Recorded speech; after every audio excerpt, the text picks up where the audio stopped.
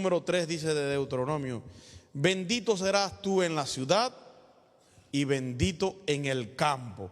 Vamos a ir ahora a Lucas capítulo número 26, versículo número 50. Lucas 26, 50 dice de esta forma: y los sacó fuera hasta Betania, y alzando sus manos los bendijo. Padre, te damos gracias porque tú eres bueno, Señor, y para siempre es tu misericordia. Te rogamos que tú estés con nosotros, que tú nos hables, que tú trates en nuestros corazones, en nuestras mentes, en nuestro espíritu, y que sobre todas las cosas podamos, Dios mío, entender tu palabra y ser edificados. En el nombre de Jesús, amén. Dios le bendiga. La palabra en griego bendición significa eulogia, o mejor dicho, eulogia significa para nosotros bendición. Es una palabra que viene del griego. Y leíamos estos dos pasajes paralelos en Deuteronomio capítulo número 28, versículo número 3. Porque estamos hablando acerca de qué es la bendición de Dios. Cómo Dios bendice a unas personas de una forma y a otros los bendice de otra forma. Pero ahí en Deuteronomio, donde comenzamos nosotros, esta eulogia, esta bendición dada por Dios a la humanidad, se hizo manifiesta desde el principio. En Génesis capítulo número 1, versículo número 27, dice que cuando Dios formó, hizo la primera pareja, Adán y Eva, dice que los bendijo, dice la palabra del Señor. ¿Y qué es lo que es bendecirlo? Bueno, bendecirlo es tener el favor de Dios, tener la paz de Dios, tener el cuidado de Dios. Dios bendice tanto personas que no son creyentes como que son creyentes. Hace que el sol salga sobre todo, que la lluvia caiga sobre todo, pero marca una diferencia abismal entre el que sirve a Dios y el que no sirve a Dios. Cuando Jesús fue, dice que hasta Betania, dice que lo sacó fuera de la ciudad y dice que allí alzando sus manos los bendijo. O sea, todos sus discípulos.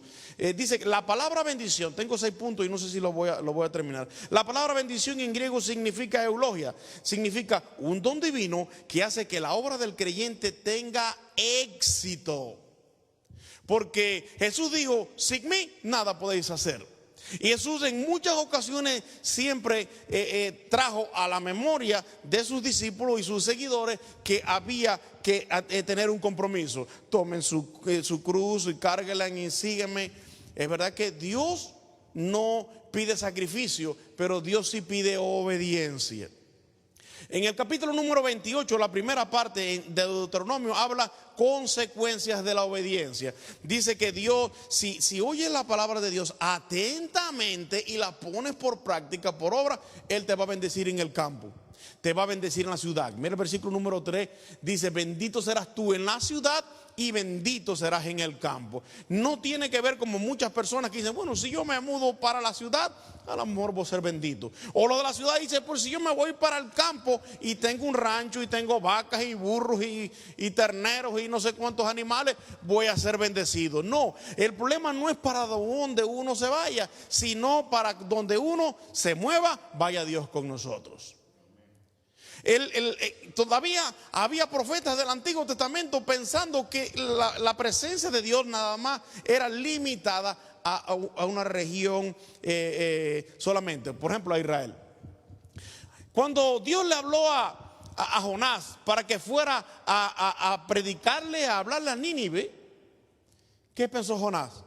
Bueno, Dios se mueve en esta circunstancia. Hay un radio de acción de Dios. Quizá en toda esta parte aquí del Medio Oriente Dios se mueve, pero a lo mejor en Europa Dios no me alcanza. Y dice que agarró un barco y se montó para huir de la presencia de Dios. Salmo 139 dice: ¿a dónde huiré de tu presencia? Si fueras a los cielos, allí estás tú. Pero dice que si tomare las alas del alba y habitar el extremo del mar, aún allí me asirá tu diestra. Dice: lo mismo te son las tinieblas que la luz. Entonces, para Dios no hay límite. Nosotros nos asustamos cuando vemos la oscuridad. Nosotros nos asustamos cuando vemos cosas que no conocemos ni entendemos. Sin embargo, Dios para Él no existe nada de eso. Lo mismo dice la palabra: son las tinieblas que la luz. Ahora, número 2, dice aquí que cuando Jesús saca a estos discípulos fuera de la ciudad de Jerusalén y nos lleva a Betania para bendecirlo, dice que en el Antiguo Testamento las palabras relacionadas con bendición ocurren más de 400 veces. Dios quería de verdad bendecir a su pueblo. Dios quería llevarlo por un buen camino. Pero ¿qué es lo que sucede? Nosotros limitamos la bendición de Dios. Cuando Dios levanta al libertador Moisés, se pasaron 430 años siendo esclavos, porque las personas cuando lo tienen todo tienden a olvidarse de Dios. ¿Qué fue lo que pasó con los hebreos, con los descendientes de Abraham? Dios le había dicho a Abraham: hey, tu pueblo va a crecer, se va a multiplicar, va a ser rico, pero va a ser por más de 400 años esclavo en una tierra extranjera. Y así ocurre. José se lleva a su padre y a sus hermanos y le da de todo. Le dio la tierra de Gosén, dice que estaba al otro lado del río Nilo, una tierra muy fértil. Las personas empezaron a criar animales, a reproducirse, a vivir, a comer, a plantar, y se olvidaron de Dios. Y se olvidaron del Dios aquel que su ancestro, su antepasado, su padre Abraham le había servido de todo corazón. Las cosas materiales en ciertas ocasiones apartan a las personas de Dios cuando las ponemos en primer lugar. ¿Por qué dice la palabra que el amor al dinero es raíz de algunos males? De todo. Hay personas que se enferman cuando no tienen dinero, o cuando no pueden estafar a otra persona, o cuando no pueden ganarse se enferman psicológicamente viendo cómo quieren estafar al demás. Ha habido problemas entre familias por tierra. Veía una noticia, creo que era ayer o antier por la televisión, ahí en Guatemala 13 o 14 muertos por tierras entre la misma familia. Fueron a recoger la cosecha del maíz y le hicieron una emboscada y mataron hasta niños pequeños. Pero dicen que esa reyerta viene de años y eso no se va a quedar así. Esos 13 muertos, los otros que quedaron vivos van a también a... Entonces la humanidad piensa que la bendición está en tener cosas materiales. Piensa que en tener posesiones, en tener casas, en tener ser rico, ser conocido, tener un nombre, un título. No, la bendición de Dios dice que es la que enriquece. ¿Qué cosa? El alma. ¿Qué es lo que enriquece? ¿Qué cosa? El alma, y no añade tristeza alguna. Entonces, cuando nosotros somos bendecidos espiritualmente por Dios, cuando usted se come una tortilla con frijoles, usted dice: ay, soy la persona más rica del mundo, soy la persona más dichosa del mundo. Porque usted no está pensando que se está comiendo una tortilla con frijoles, sino que usted está pensando: hay otras personas que están peor que yo, hay otras personas que están enfermas de enfermedades terminales, otras personas que ni la tortilla ni los frijoles la tienen. Pero aquella persona que no tiene a Dios en su corazón y que la primera bendición en su vida es lo material, está pensando: oye, ya en esta semana déjame ver qué como, porque hoy voy a comer salmón, mañana voy a comer carne de res, mañana voy a comer carne, y está haciendo, pensando nada más cómo va a ser el banquete. Hay una parábola en la Biblia muy conocida, la parábola del rico y Lázaro. Este hombre dice que día por día hacía banquete esplendoroso. Yo me imagino, bueno, yo nunca he estado en un banquete ni esplendoroso ni no esplendoroso, pero yo me imagino que mataban vacas, caballos, pollos, becerros, chivos, vinos, y eso era diario porque al hombre le sobraba el dinero.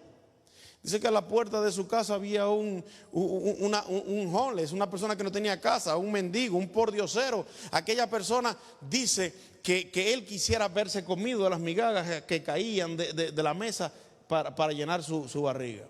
Entonces aquella persona, a los ojos de la humanidad, a los ojos de todo el mundo, era una persona próspera y bendecida. Nosotros los seres humanos constantemente estamos fallando. Yo predicaba no hace mucho aquí y yo decía que nosotros los seres humanos tenemos memoria ¿cómo? Corta, short memory tienen los humanos, todos los humanos. ¿Por qué? Porque el mismo Elías dice lo que estamos hablando, en una ocasión hizo milagros extraordinarios y al otro día ya el hombre andaba corriendo y huyendo. Entonces, el ser humano piensa que cuando ven a una persona bien vestida, lo juzgan por eso. Wow, qué clase de persona, qué maravilloso. Qué persona tan buena. Lo vieron una sola vez hablar y dio un testimonio en la iglesia, o vino, predicó de no sé dónde. Qué clase de varón, o qué clase de siervo o sierva de Dios. Porque estamos nosotros juzgando lo que estamos viendo. Sin embargo, el juicio de Dios es muy diferente. Dios no entiende que la bendición es tener cosas materiales, casas, carros. Dios no entra en eso. Esos son añadiduras que Dios las da. Pero Él no cree que sean bendiciones. Mira, las bendiciones que Dios crea son las siguientes: espiritual, del alma, bendiciones que no van a avergonzarnos, bendiciones de paz, de gozo, de armonía. Leía Proverbios hace poco y decía de esta forma: es mejor comer verduras con amor y no carne de res con odio. Y el proverbio está lleno de todos estos consejos en cuanto a la bendición de Dios. Dios lo que mira es esto: frutos. Jesús en una ocasión dijo: por sus frutos lo conoceréis. Una mata de mango no va a dar guayabas, y una de guayaba no va a dar anón, y así viceversa. Dice que por sus frutos lo conoceréis. Esa es la bendición que Dios quiere demostrar en la vida de sus hijos. La palabra eulogia. Número 3, dice: en el Nuevo Testamento toda la obra de Cristo se puede resumir en la declaración de que Dios lo envió primeramente a ellos para que los bendijese. Según Hechos 3:26, Jesús bendijo a los niños. También la bendición fue parte integral del ministerio de los apóstoles, etc. La bendición de Dios ha estado con los siervos del Señor desde el principio. Y usted se pone a pensar: bueno, pero ¿y cómo? Si a Esteban lo apedrearon y murió, ¿y cómo Dios no lo libró? ¿Qué pasó con? ¿Era bendecido Esteban? Súper bendecido. Así que por las manos de Esteban se hacían milagros, y era un diácono de la iglesia, no era ni de los apóstoles. Y dice que hablaba con denuedo, se sabía las escrituras de memoria, sabía más que los fariseos, los saduceos y los maestros de la ley. Dios lo usaba grandemente, y sin embargo Dios permitió que este Esteban muriera apedreado. Y aún muriendo apedreado, las últimas palabras que dijo fue las mismas que dijo Jesús. ¿Qué dijo? Padre, perdónalos, porque no saben lo que hacen. Entonces Dios podía haberlo librado, como libró a los jóvenes hebreos del horno de fuego, como libró a Daniel de la boca de los leones. Pero en otras circunstancias Dios no libraba, como el líder de la iglesia de Jerusalén, que fue Santiago, fue Jacobo, y fue muerto a espada. Como el apóstol Pablo le cortaron la cabeza, a Pedro lo crucificaron, y etcétera. Entonces eran personas que no eran bendecidos. Sí, eran bendecidos delante de Dios, porque estas personas lo que estaban buscando es lo que decía Hebreos capítulo número 11. ¿Qué decía? Que estaban buscando una ciudad celestial, el cual fundador y arquitecto era Dios mismo. Entonces eso es lo que estaban buscando, y a ellos no les importaba. Porque si ustedes ven, cuando el Señor deja a Pedro frente a la iglesia y le dice: cuida de mis corderos, por en 3 ocasiones. Ustedes saben cuando el Señor le dijo: me ama más que esto, cuida de mis corderos. Pedro y Juan estaban orando, y todos los días iban y oraban y subían al templo a orar, y estaban buscando de Dios, y estaban prósperos, y estaban llenos de la presencia del Señor. Y dice que todos los días estaban viendo una persona que ponían a la puerta de la hermosa a pedir dinero.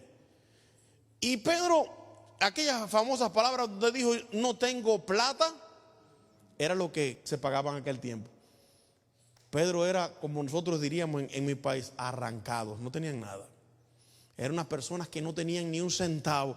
Pero oigan la frase segunda. Él le dijo a aquel cojo, le dijo: no tengo plata ni oro, más lo que tengo te doy. Levántate en el nombre de Jesús y anda. Y en el momento no solamente se levantó él, sino que una multitud que conocía que este hombre era inválido, que era paralítico, fue detrás de él. Y dice que miles de personas vinieron a los pies del Señor por este testimonio de Pedro. Un hombre que no tenía ni plata, ni oro, ni nada. Esa es la bendición de Dios. Dice que la bendición de Dios es condicional. Qué bueno está eso. La bendición de Dios es condicional. Claro que sí, porque Usted dirá, bueno, pero Dios bendice al adúltero. Sí, lo bendice de cierta forma, le da el sol, le da el agua hasta cierta forma. Pero no tiene el cuidado que tiene de sus hijos. No tiene si ese hombre que no quiere servir a Dios ni seguir a Dios, en un día se muere, ¿qué le sucede? Va para donde fue el rico. El rico que él estaba gritando y dice, oh Padre Abraham, manda a Lázaro para que moje su dedo en agua y me lo ponga en mi lengua porque mi garganta está seca. Y sabe que Abraham le contestó y le dijo, tú en vida tuviste muchos placeres, tuviste muchos goces, tuviste toda la comida y no te importó el que estaba alrededor tuyo. Ahora a él le toca ser bendecido. Así es. Entonces la bendición de Dios es condicional, no incondicional. El amor de Dios es incondicional. Dios ama a todas las personas, diferentes razas, estatus, personas por su credo, por su mente, tamaño, color. Dios no hace excepción de personas. Pero cuando Dios va a bendecir a una persona, Él hace una diferencia. Me viene a la mente aquellos 7 hijos de tal Seba. Dice que esto está fácil. Vamos a hacer un show aquí, nos vamos a hacer de dinero. Vieron un hombre endemoniado allá revolcándose en medio de la plaza del pueblo. Y aquel hombre soltaba espumas por la boca, decía malas palabras. Y llegaron los 7 hijos de Seba allí, bien fuerte. Te ordeno en el nombre de Jesús que predica Pablo, que salgas de él. Y el demonio se paró rápido. ¿Cómo? Ahí mismo. A Jesús conozco y Pablo sé quién es. ¿Y ustedes quiénes son? Toma, toma y toma.